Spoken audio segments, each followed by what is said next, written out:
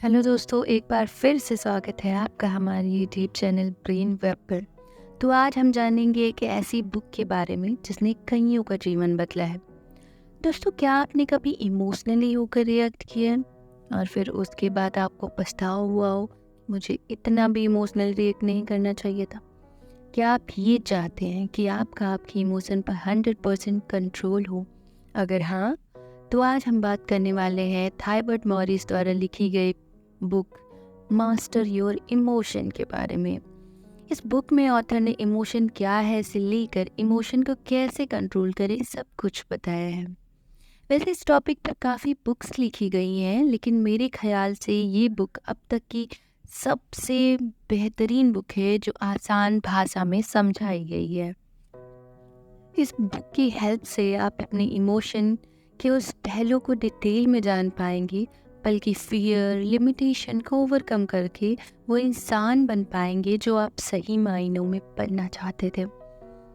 हम जानेंगे कि हमारा माइंड नेगेटिविटी को इतनी जल्दी क्यों अट्रैक्ट करता है और हम उन्हें कैसे काउंटर कर सकते हैं और कैसे खुद को ग्रो कर सकते हैं। तो आइए इन चैप्टर्स में समझते हैं।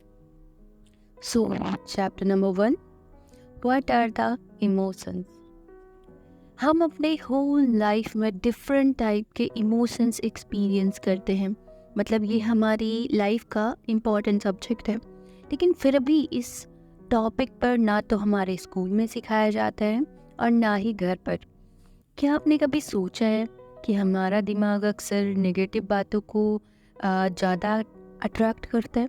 सवाल ये है, आखिर ऐसा क्यों होता है? क्योंकि हमारे दिमाग को सर्वाइवल के लिए डिज़ाइन किया गया है। इसका सबसे बड़ा एग्जाम्पल है फियर ऑफ रिजेक्शन।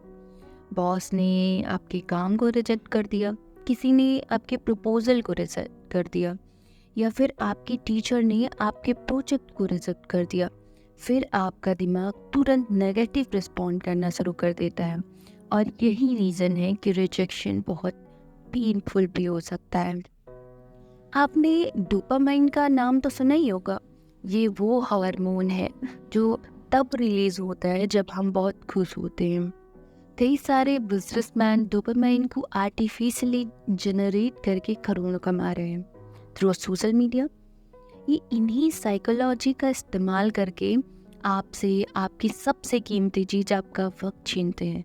तो जो खुशी आपको फेसबुक स्क्रॉल करने में मिल रही है, असल में वो डोपामाइन रिलीज होने की वजह से मिलती है।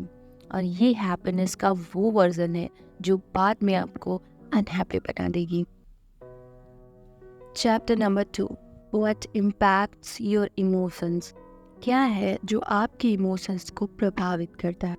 तो इसका जवाब है GIGO principle, garbage in garbage out. मान लीजिए आपने कोई नेगेटिव चीज़ देख ली, तो आपका दिमाग आपको नेगेटिविटी की ओर इनकरेज करेगा। और उन्हीं आँखों से जब आप कुछ अच्छा मोटिवेशनल देखेंगे तो आपको वो मोटिवेट करेगा। सो इसका मतलब हुआ आपके एक ब्रेन के दो डिफरेंट आउटकम्स हुए। डिसाइड आपको करना है कि आप क्या एक्सपीरियंस करना चाहते हो। हमारा इमोशन कॉम्प्लेक्स है, ये कई सारे फैक्टर से इन्फ्लुएंस हो जाता है। जैसे कैसे नींद हमारे मूड पे इम्पैक्ट करता है।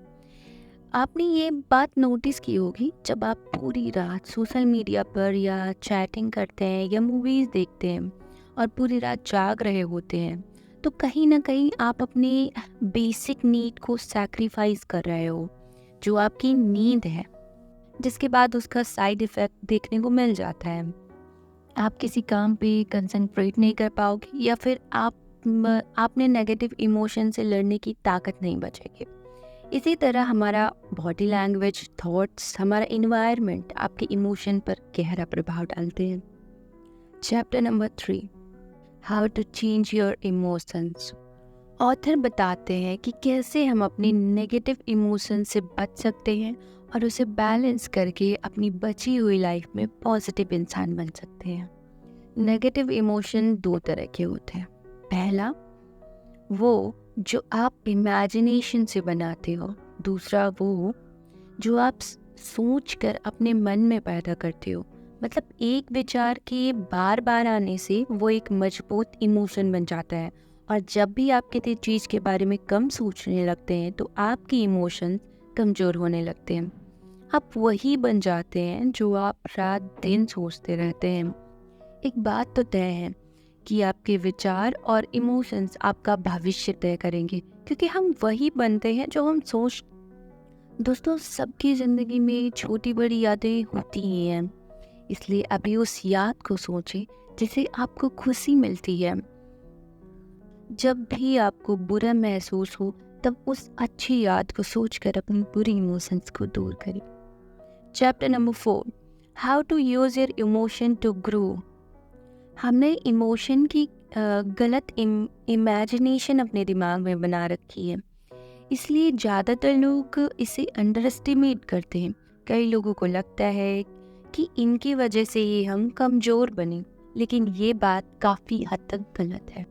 क्या आपको पता है, इमोशन के बिना हमारी लाइफ अधूरी है। बस ज़रूरी ये है कि आप इसके बारे में अवेयर रहें। लाइफ में 3 चीज़ें हमेशा याद रखें। पहला, अपने इमोशन से हमेशा अवेयर रहना। दूसरा, अपने माइंड की कंडीशनिंग करते रहना। और तीसरा, इमोशन के बारे में लिखते रहना। इसके बारे में लिखते रहने से आपको ये पता चलता रहेगा कि कितनी छोटी छोटी रीजन्स की वजह से आपने अपना पूरा वक्त अपसेट होकर गुजारा है। जब भी आप लाइफ के किसी कॉर्नर पर फंस जाएं तो आप ये 3 स्टेप फॉलो कर सकते हैं।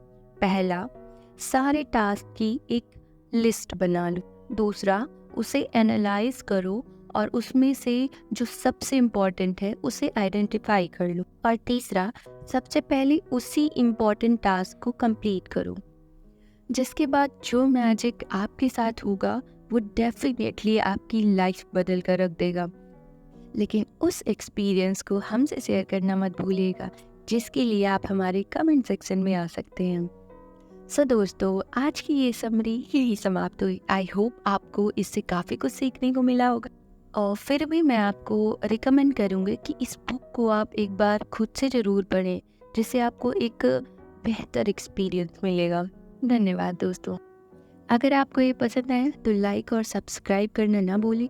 ऐसी ही जानकारियाँ पाने के लिए बेल आइकन ज़रूर दबाएं, ताकि हमारी आने वाली वीडियोस का नोटिफिकेशन पहुँचे सबसे पहले आप तक। धन्यवाद।